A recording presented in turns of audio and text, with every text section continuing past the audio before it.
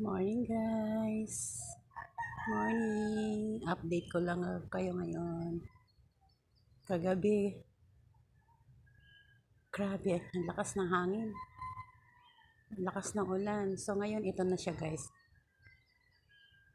Sana umalis na si Bagyong Nando. Update ko lang kayo. Ito ngayon yung dito sa location na payapa. Pero medyo makulimlim pa rin. Kumusta po kayo dyan sa lugar nyo? Okay na ba kayo? Sana safe po ang lahat. Pag-pray po natin na sana lumayo na tong si Nando. Kaya lang may low pressure na naman na parating. Hindi na tayo tinantanan, ano? Talagang pinaparamdam ng kalikasan na sobra na yung ginagawa natin. Mga pang-aabuso sa kalikasan. Sana maisip natin yun at magbago tayong lahat.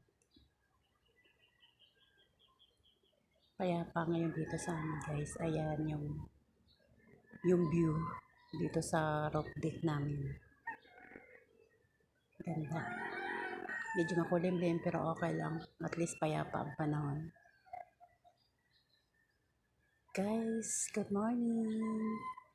Sana safe po tayong lahat. Always. Ganda.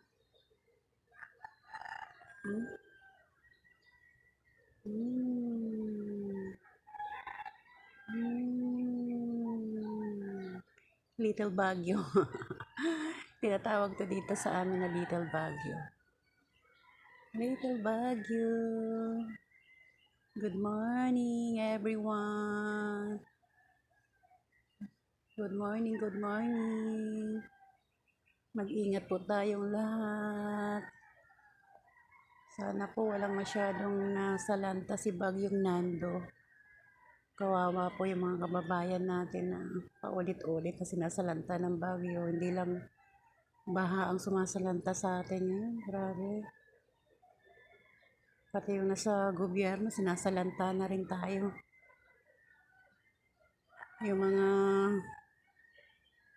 taxpayer, kawawa naman. Kasama na po ang pamilya ko doon.